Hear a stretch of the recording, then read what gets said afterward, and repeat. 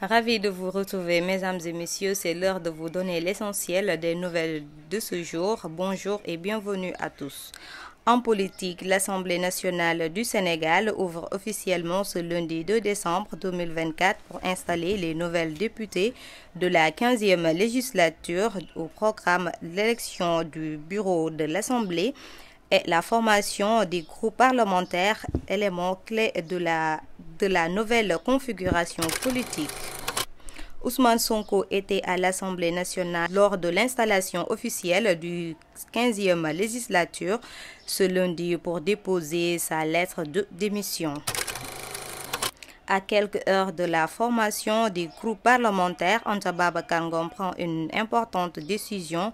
Élue sur la bannière de la coalition Sàmm Sa Kàddu, elle a décidé d'être non inscrite pour, dit-elle, garder sa liberté de son indépendance. Macky Sall se retrouve de plus en plus isolé politiquement alors que la coalition Jàmm ak Njariñ, dirigée par Amadou Ba, a pris la décision de ne pas soutenir la coalition Takku Wallu, dirigée par l'ex-président.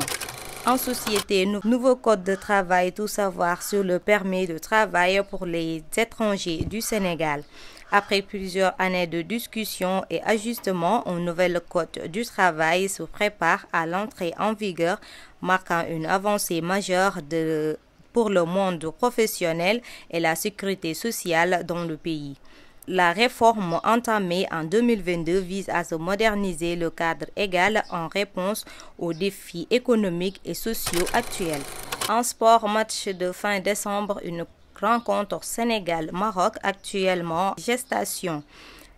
C'est le choc que tous les continents attendent depuis quelque temps. Le Sénégal et le Maroc, respectivement 2 et 1 au classement africain de la FIFA de 17 et 14 à l'échelle mondiale, sont indiscutablement considérées comme les 2 meilleures équipes du moment sur le continent. Ces 2 formations, sans surprise, font figure de favorités pour la Coupe d'Afrique des Nations 2025 et pourraient bien se mesurer dans les semaines à venir. Selon nos informations, les 2 fédérations sont en discussion très avancée pour organiser un match amical pendant la trêve de Noël.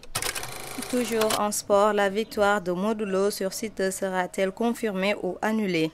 La réponse attendue de ce lundi après-midi, selon nos sources, le combat royal du dimanche 24 novembre dernier n'a pas encore livré son verdict définitif.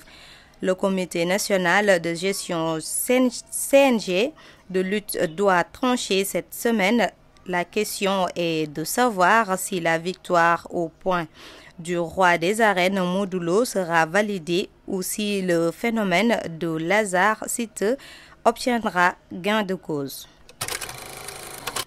L'actualité internationale mettra fin à cette flash d'information. Le ministre Jean-Noël Barrot explique la France a reconnu le massacre de Thiaroye ce dimanche 1er décembre 2024 lors de la commémoration du 80e anniversaire du massacre des tirailleurs sénégalais à Thiaroye. Le ministre français des Affaires étrangères Jean-Noël Barrot a prononcé un discours sanglant.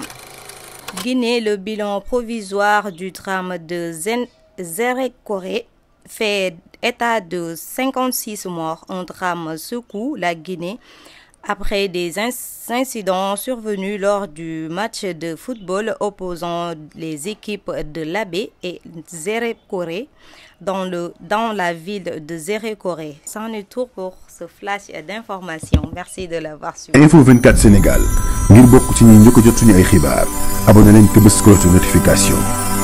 Info 24 Sénégal chaîne bi leen di jox xibaar yi wér te wóor ci tàng-tàng bi. Info 24 Sénégal.